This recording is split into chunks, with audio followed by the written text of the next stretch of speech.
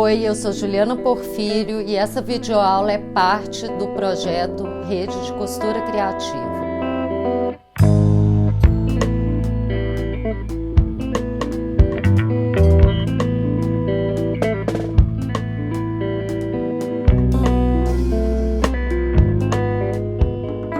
Não é possível precisar quando surgiram as práticas de tingimento dos têxteis, mas evidências arqueológicas apontam que esse tipo de beneficiamento utilizando plantas, cascas, flores, insetos, musgos se estabeleceu na China, Índia, América do Sul e Egito há pelo menos 6.000 anos.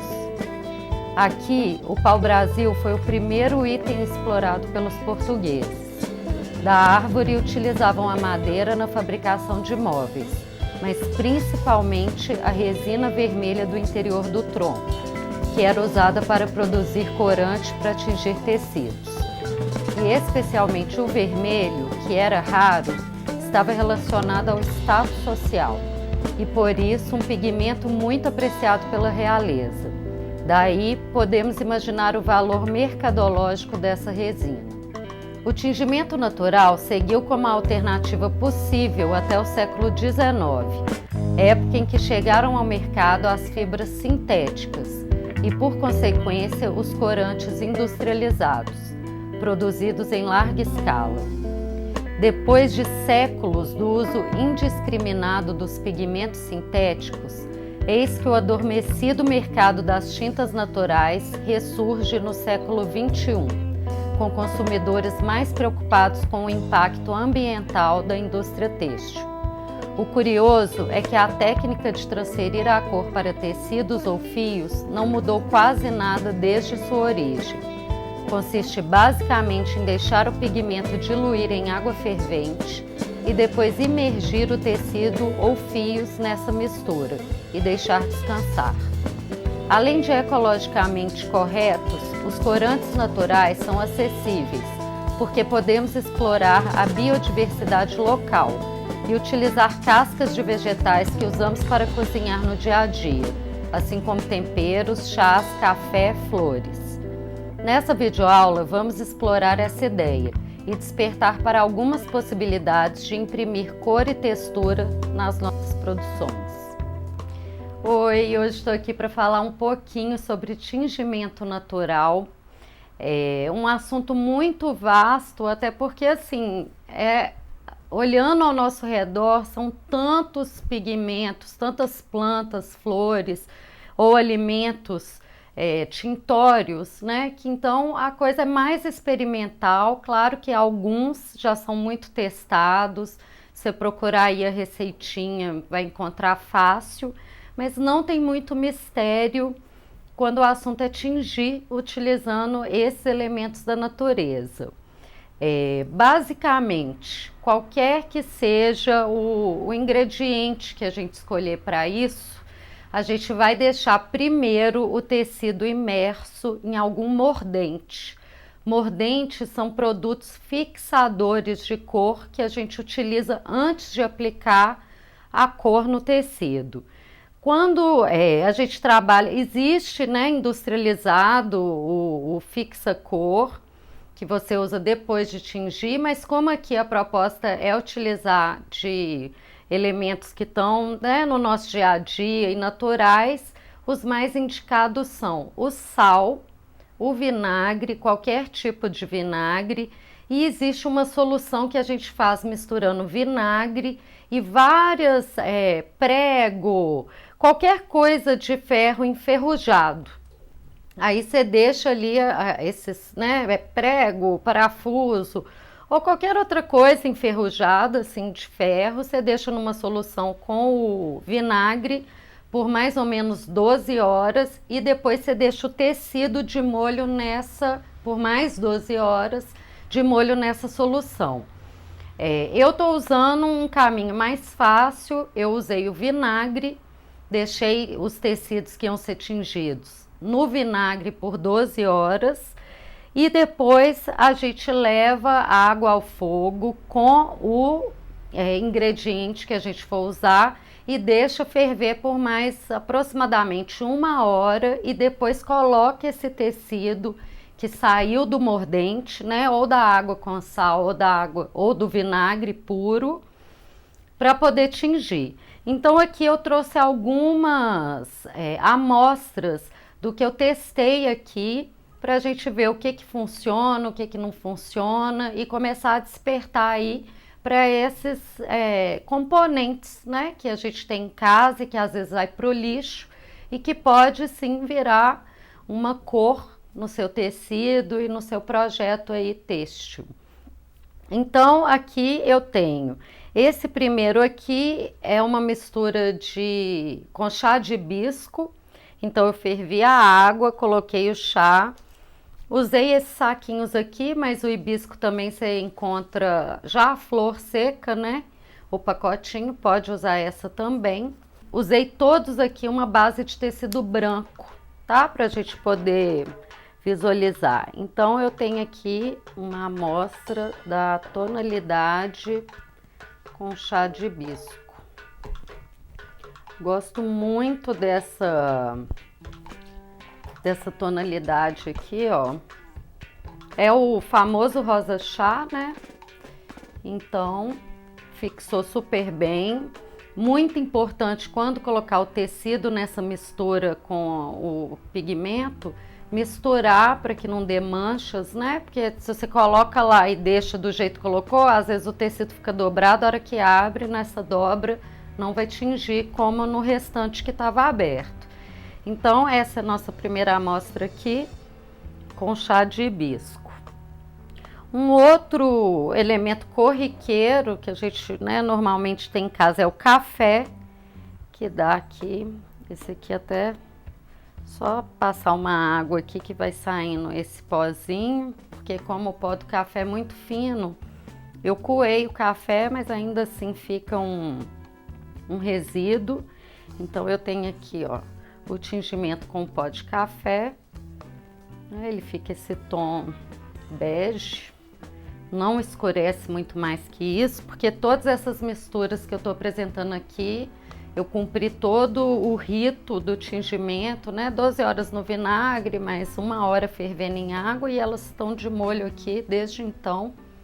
Então, assim, não fica muito mais escuro que isso não. É uma cor de mate, né? O mate também dá uma tonalidade bem próxima a essa aqui. O outro, um tempero muito bom para tingir, assim, pega cor muito fácil, até quem cozinha e usa açafrão sabe que é um problema que tinge a mão, tinge tudo por onde ele passa.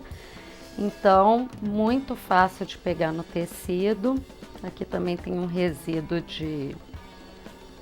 do açafrão, mas é só passar uma água que sai e ele fica um amarelo bem bonito. Essa aqui eu usei casca de cebola roxa, até deixei um pouquinho aqui, porque, gente, não usa a cebola, é só aquela pelinha da cebola e assim, não rende muito. A da cebola amarela parece que tem mais casca, foi a impressão que eu tive descascando, nunca tinha notado isso.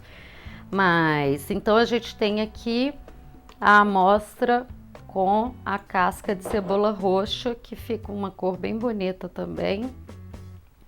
E o legal do tingimento natural é que ele dá umas tonalidades bem diferentes daquelas do pigmento industrializado que a gente compra, né? Até no supermercado encontra aquele tubinho.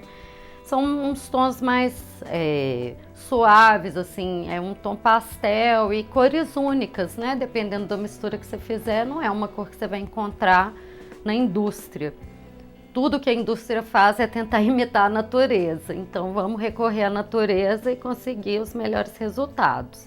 Então esse aqui é o de cebola roxa, fica um tom de rosa também, mas, né, diferente aqui do hibisco. Esse é o hibisco, esse é a cebola roxa.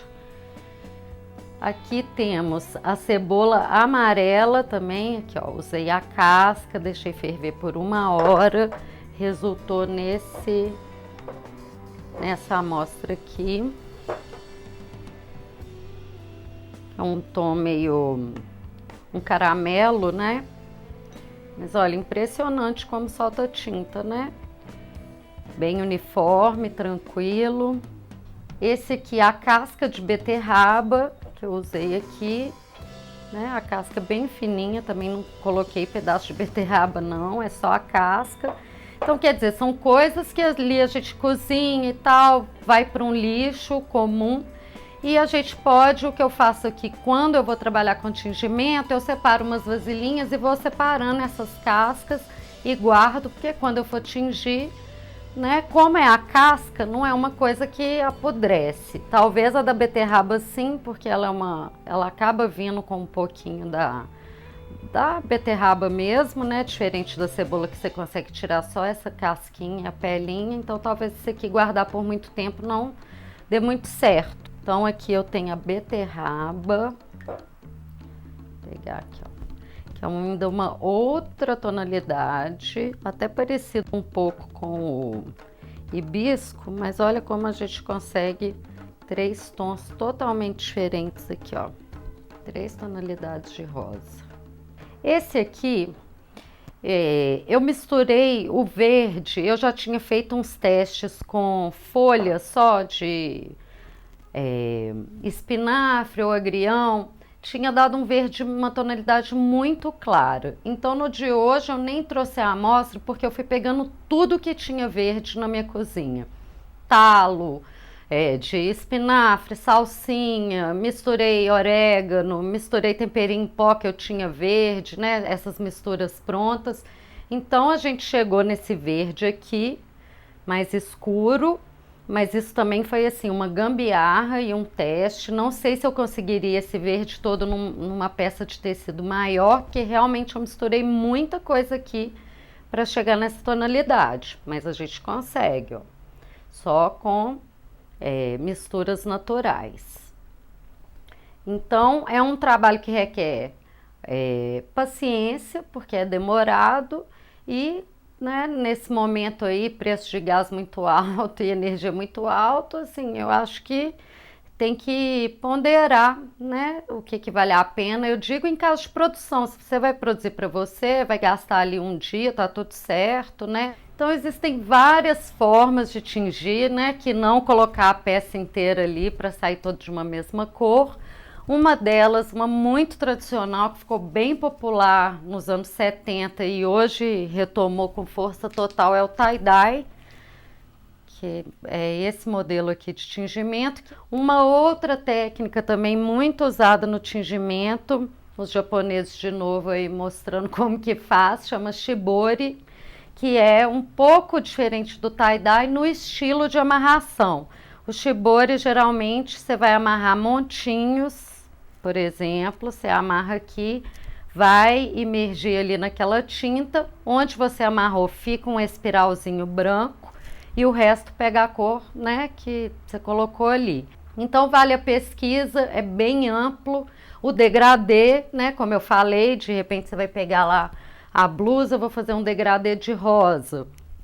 Vou deixar essa parte de baixo, por exemplo, aqui começa mais forte, vai ficando clarinho, deixa essa parte aqui mais tempo imersa na tinta, depois vem com essa aqui, né, ponho menos tempo, até que vai suavizando e dá o efeito degradê, podendo ser usado em cores diferentes. Tudo essa questão da amarração, né, de isolar onde não vai entrar tinta e permitir deixar livre onde você quer que entre. O tingimento também é muito legal para usar em trabalhos de retalho, porque ele consegue dar uma unidade para a peça. Exemplo do boro, que é uma peça que eu já trabalhei em outras aulas, que se monta com vários tipos de retalho, jeans ou de outras cores, e tradicionalmente depois ele é tingido no índigo, que é um tom de azul, porque acaba unificando essa peça, né? O retalho que era branco ele fica azul, o que já era azul continua azul, mas o que é amarelo pega uma outra tonalidade de azul, então você cria um patchwork bem interessante, unificando com uma cor de tinta. Hoje aqui eu trouxe uma proposta um pouco diferente, que é a estampa botânica, que aí a gente recorre não só a esse tipo de tempero, mas a flores, outros tipos de elementos e a gente não vai diluir eles em água para depois imergir. A gente vai tentar criar uma estampa com esses elementos e eu vou mostrar aqui agora como que faz. Primeira coisa, o tecido que for levar o tingimento, ele tem que estar num banho de vinagre ou de água com sal, ou daquele mordente feito com peças enferrujadas e vinagre, antes de ser aplicada a estampa. Então esse meu tecido já está aqui no vinagre há mais de 12 horas, e a gente vai usar ele molhado para poder aplicar a estampa. Você vai precisar então do vinagre ou do sal ou da mistura, barbante, um pedaço, um cano de metal, alguma coisa que possa ir ao fogo. Porque depois de enrolar esse tecido, a gente vai levar esse cano aqui para dentro da panela e deixar ferver por 1 hora. E alguns elementos tintórios. Aqui eu vou usar flor, algumas coisas que eu peguei no jardim ali, flor, aqui uma florzinha que já até murchou aqui, folha, chá, e vou usar o açafrão. Então aqui vou pegar o tecido e importante não enxaguar o tecido. Você deixou ali de molho no sal, no vinagre. Claro que o sal você vai passar um pouco ali na água só para tirar aquele, o resíduo de sal, porque senão ele vai interferir no tingimento. Mas no vinagre não tem problema, você vai pegar o tecido molhado mesmo, saindo dessa imersão de pelo menos 12 horas. Vou abrir ele aqui e vou colocando aqui por exemplo, vou pingar aqui o açafrão. Então aqui, ó, vou pingando o açafrão.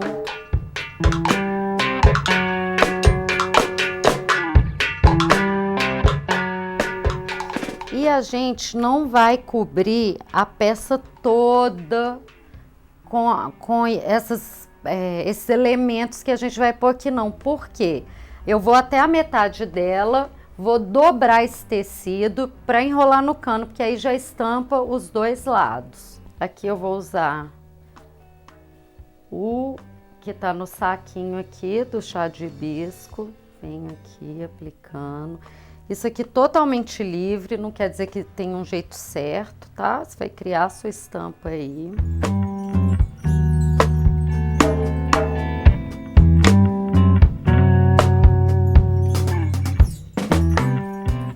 E aqui a gente vai trabalhando com a flor. É um teste, era uma flor que eu tinha, então assim, vamos ver se essa florzinha solta tinta.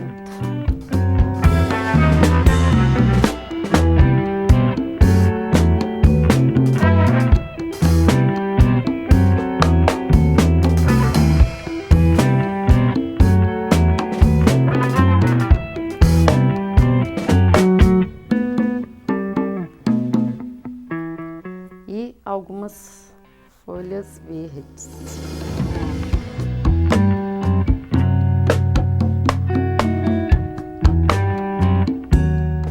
Pra gente ver se solta tinta, né? Eu venho aqui com meu tecido e vou dobrar, porque aí vai pegar o tingimento dos dois lados. Eu não preciso colocar essa mistura no tecido inteiro para depois enrolar. A gente já enrola aqui de uma vez. Feito isso, eu pego o meu cano e vou fazendo aqui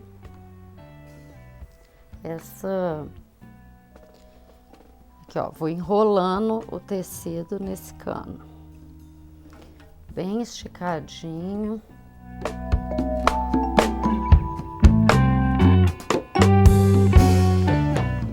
Aqui com tudo que eu coloquei aqui dentro.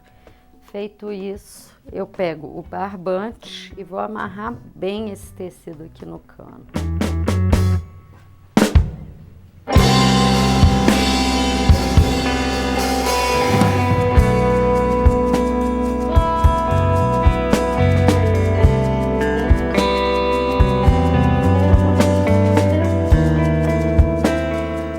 depois de enrolado aqui, eu vou levar esse cano com tecido por 1 hora para ferver na água. Só água pura, porque o que vai tingir já está aqui dentro dele. Mas se quiser dar uma cor de base também, você pode usar um desses processos que eu ensinei aqui e colocar para ferver junto.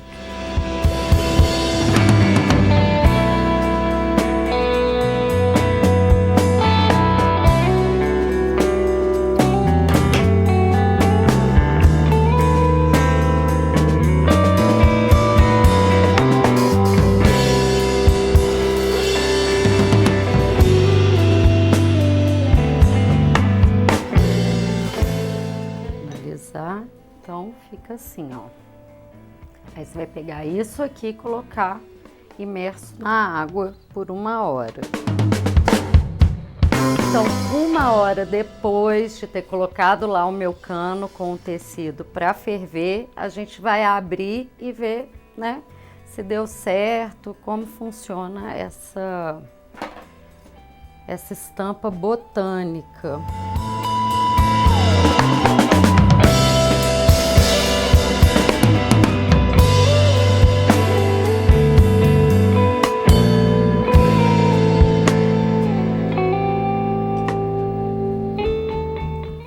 Vamos ver se isso aqui dá certo.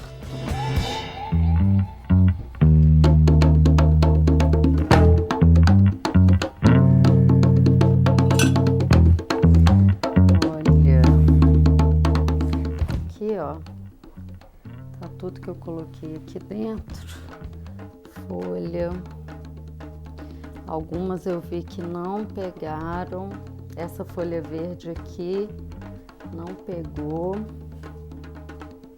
As florzinhas, elas aparecem aqui no formato, mas não no vermelho.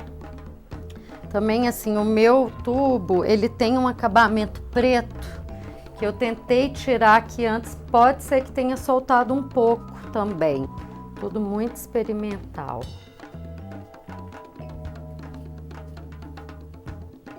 Agora eu vou enxaguar o tecido para a gente ver como que ficou realmente.